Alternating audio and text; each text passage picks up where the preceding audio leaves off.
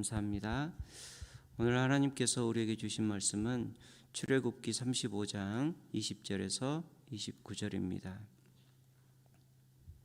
출애굽기 35장 20절에서 29절까지 우리 한 절씩 교독하도록 하겠습니다.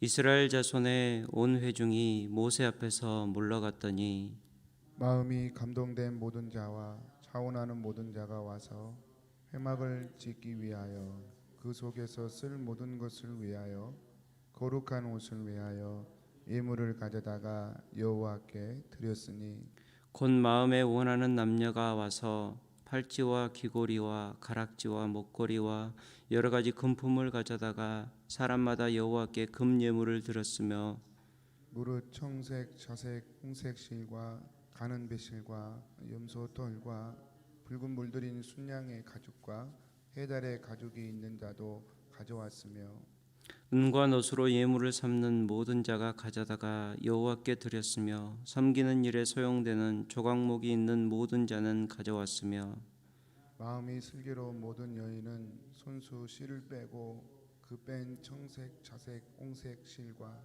가는 배실을 가져왔으며 마음의 감동을 받아 슬기로운 모든 여인은 염소털로 실을 뽑았으며 모든 족장은 호마노와 및 예봇과 흉패에 물릴 보석을 가져왔으며 등불과 관유와 분향할 향에 소용되는 기름과 향품을 가져왔으니 마음에 자원하는 남녀는 누구나 여호와께서 모세의 손을 빌어 명령하신 모든 것을 만들기 위하여 물품을 드렸으니 이것이 이스라엘 자손이 여호와께 자원하여 드린 예물이니라. 아멘. 우리가 주일에도 이렇게 말씀을 들었지만 출애굽기 34장을 보면 하나님께서 이스라엘 백성들과 언약을 갱신하십니다. 사실 우리 인생도 그런 것처럼 하나님께서 언약을 갱신해 주실 때 이스라엘 백성들에게는 아무런 자격이 없었습니다. 금송아지를 만들어 섬긴 후에 이렇게 큰 죄를 범해서 하나님과 다시 관계를 맺을 수 있는 어떠한 자격도 없었고 실제로 하나님과의 관계도 완전히 끊어질 뻔했습니다. 그러한 상태였지만 그저 전적인 하나님의 은혜로 다시 이스라엘 백성들이 하나님의 약속 안에 있게 되는 그러한 은혜가 있습니다. 이렇게 시내산에서 언약을 갱신한 후부터 이제 본격적으로 하나님께 그 언약을 다시 받고 받은 말씀대로 성막을 건축하기 시작합니다. 그리고 이 출애굽기의 마지막 40장은 이 성막이 완성되는 것으로 출애굽기가 마무리되는 것을 볼 수가 있습니다. 출애굽기 25장부터 40장까지 좀 더 우리가 넓게 본다면 출애굽기 19장부터 40장까지 기록된 시내 광야와 시내산에서 있었던 이스라엘 백성들의 모든 여정은 결국 성막이 완성되는 것으로 결론이 지어집니다. 출애굽기는 이렇게 절반 이상의 분량을 할애하여서 이렇게 장수로 따져도 절반 이상입니다. 거의 절반이 되죠. 절반 이상이 되는 분량을 할애하여서 어떤 이야기를 하고 있냐면 성막이 지어지는 이야기를 하고 있습니다. 그래서 출애굽기의 하이라이트는 우리가 생각하는 다른 것이 하이라이트가 아니라 사실 성막의 완성이 출애굽기의 하이라이트인 것입니다. 우리가 출애굽기를 읽고 묵상하면서 전반부는 재미도 있고 좋습니다. 우리가 아는 이야기들도 많이 나오죠. 하나님께서 모세를 부르시는 이야기나 애굽의 열재앙을 내리고 출애굽한 이야기, 홍해를 가르시는 이야기 얼마나 놀랍습니까? 만나와 메추라기를 먹이시고 반석에서 물을 내신 이야기, 모세와 아론과 훌이 기도할 때 아말렉 족속과의 전쟁에서 이기게 하신 이야기, 이런 이야기들은 읽기도 사실 재미있고 이해하기도 쉽습니다. 그런데 성막 건축 이야기는 읽기도 어렵고 아주 지루합니다. 그도 그럴 것이 우리 모두가 다 건축과를 나온 것도 아닌데 하나님이 이 설계도를 우리에게 말씀하시는 것이죠. 그런데 설계도를 우리 앞에 도면으로 눈으로 펼쳐놔도 잘 모르는 사람들인데 이것을 글로 설명해 주시고 말로 설명해 주시니까 쉽지 않은 것이 사실입니다. 그래서 흔히들 우리가 우스갯소리로 성경 통독하다가 레위기부터는 그냥 덮고 내려놓는다 이렇게 얘기를 하는데, 사실 이미 레위기 전에 출애굽기 35장을 넘어가면서 포기하는 경우가 많이 있습니다. 그러나 우리가 이렇게 지루해하고 읽기를 포기하고 싶은 이 성막의 이야기가 바로 하나님께서 진짜 우리에게 말씀하고 싶은 출애굽의 핵심이라는 것입니다. 출애굽의 핵심은 바로 성막, 하나님의 임재, 하나님과의 동행인 것입니다. 젖과 꿀이 흐르는 가나안 땅에 들어가서 잘 사는 것이 출애굽의 핵심이 아니라 하나님의 임재 아래 있는 것, 날마다 대를 이어서 하나님과 동행하며 살아가는 것이 출애굽의 핵심이고 우리 인생의 핵심인 것입니다. 이곳에 이민자의 삶을 살다 보면 항상 우리의 포커스가 어디에 있을까 생각을 해봅니다. 여러분, 그러나 우리가 비록 다른 땅에서 이민자의 삶을 산다 할지라도 영주권이나 시민권이나 우리가 노후에 받을 연금이 우리 인생의 핵심이 아니라는 것입니다. 하나님 나라에 가는 순간까지 내가 하나님의 손을 잘 붙잡고 있느냐, 이것이 바로 우리의 인생의 핵심인 것입니다. 우리가 잘 부르고 사랑하는 찬송가가 있습니다. 내 영혼이 은총 입어, 이런 찬양이 있죠. 그런데 그 3절의 가사를 보면 높은 산이 거친 들이 초막이나 궁궐이나 내 주 예수 모신 곳이 그 어디나 하늘나라라는 가사가 있습니다. 어디에서 내가 지금 어떤 환경에 처해 있느냐, 그것이 우리 인생의 핵심이 아닙니다.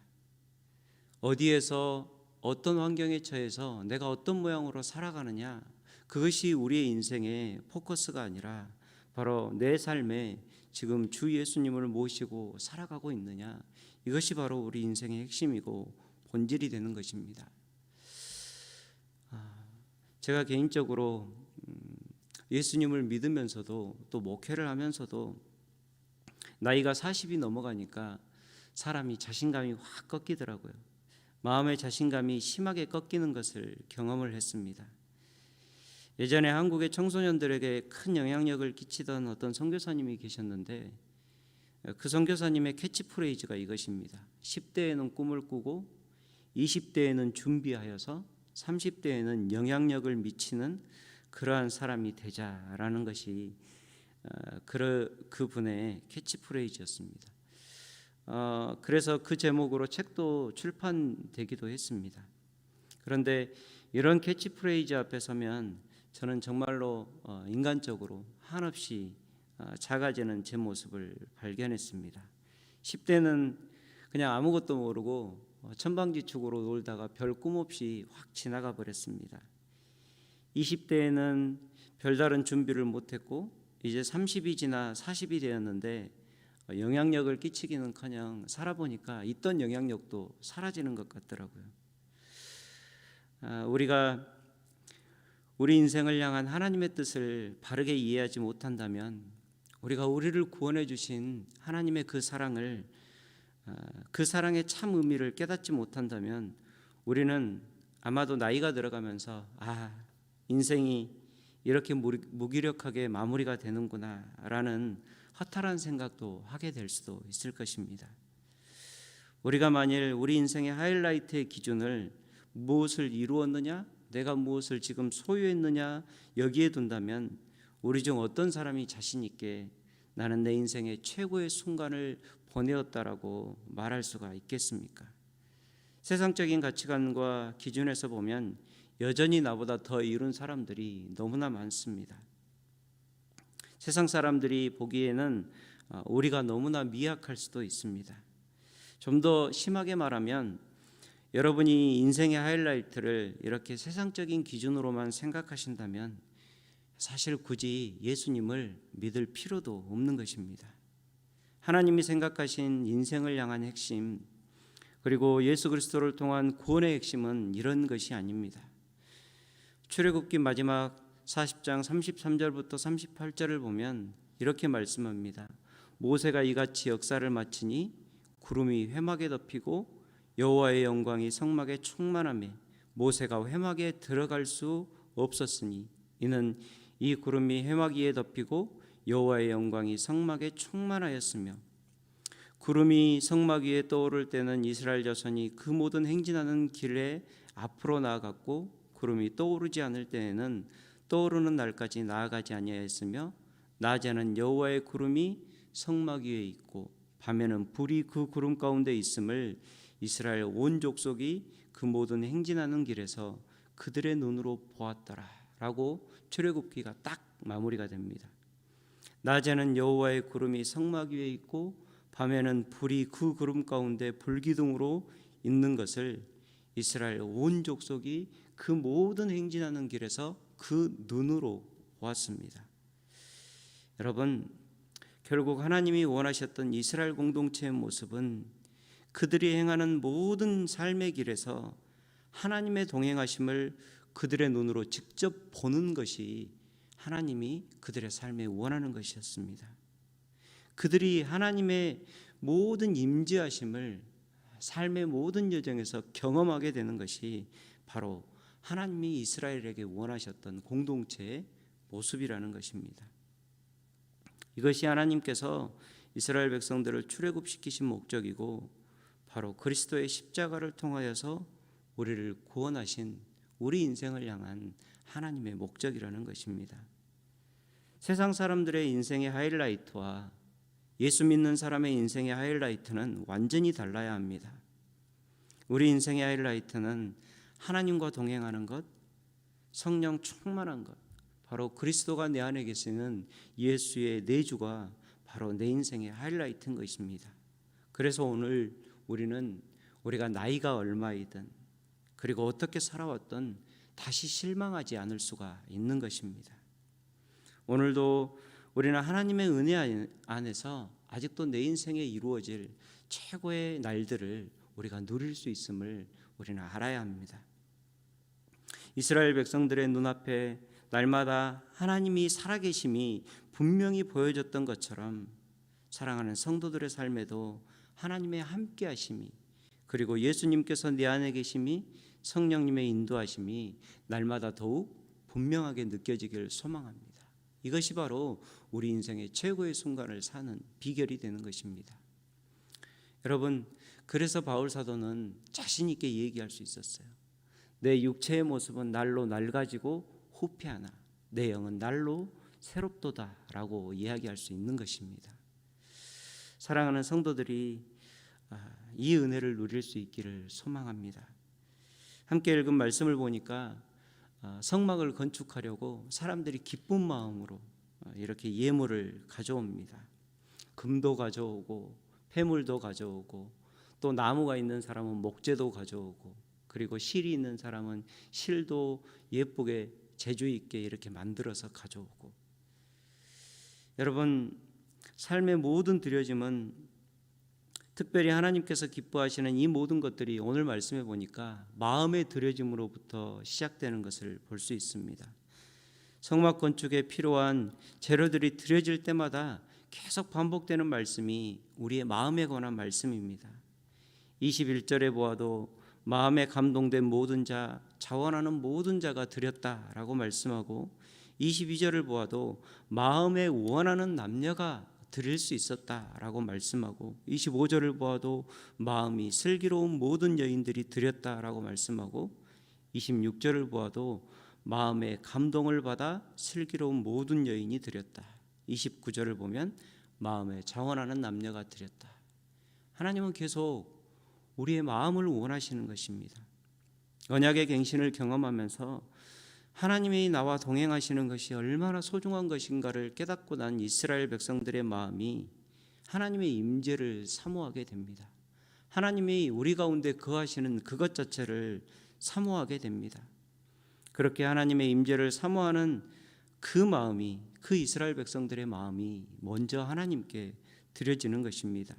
드려진 그 마음이 성막을 짓기 위한 예물을 기쁨으로 가져오게 하는 것입니다. 하나님께 드려진 우리의 마음이 오늘도 우리의 삶을 움직이게 되는 것입니다. 하나님과 동행을 위해서 오늘도 우리가 우리의 마음을 먼저 점검하고 들을 수 있기를 원합니다. 하나님과 동행을 간절히 원하는 그 마음이 우리의 삶을 움직여서 하나님과 동행하는 모든 여정이 힘들지 않게 도와주는 것입니다. 오늘 가져오는 그 이스라엘 백성들 마음 가운데 자원함이 있었고 기쁨이 있었습니다. 여러분, 만약에 우리가 하나님과 동행하는 이것을 위해서 말씀을 읽어야 하고 기도를 해야 하고 오늘 말씀을 몇 장 읽지 않으면 하나님과 동행하지 못하고 오늘 기도를 몇 시간 안 하면 하나님과 동행하지 못하고, 여러분, 만약에 우리가 이 마음으로 우리의 인생을 부담으로 꽉꽉 채운다면 아마 우리는 또 다른 율법에 매이는 것이 될 수도 있을 것입니다. 처음에는 기쁨과 사모함으로 시작했던 그 일들이 마치 내가 그 일들을 오늘 해내지 못하면 어떻게 실패한 인생이 되는 것처럼, 또 오늘 하나님 앞에 내가 죄를 지은 것처럼 그렇게 다시 율법주의로 돌아가 버리는 우리의 모습을 경험할 수가 있게 될 것입니다. 여러분, 하나님이 원하시는 것이 또다시 우리가 그러한 것들에 매여서 사는 그러한 인생이 아닙니다. 여러분, 우리가 다시 한번 기쁜 마음으로 하나님과 동행하기 위해서 우리 한번 마음을 먼저 열었으면 좋겠습니다. 그럴 때 하나님이 그 마음에 힘을 주시고 성령이 그 마음을 만지시고 우리의 마음 가운데 기쁨을 부어주실 것입니다. 하나님의 임재를 위해서 우리가 노력하는 모든 과정 가운데 하나님의 만지심이 있을 때 우리가 기쁨으로 그 일을 해갈 수가 있는 것입니다. 에스겔 36장 26절을 보면 하나님이 이스라엘 백성들의 회복을 약속하시는데, 먼저 다른 것, 너희 집이 지어질 것이다, 너희 밭이 돌아올 것이다, 너희 자녀들이 잘 될 것이다, 이런 건 얘기하지 않고 하나님이 마음의 회복을 얘기하십니다. 너희들에게 내가 새 영을 부어줄 거야. 너희들 마음 가운데 새 마음을 줄 거야.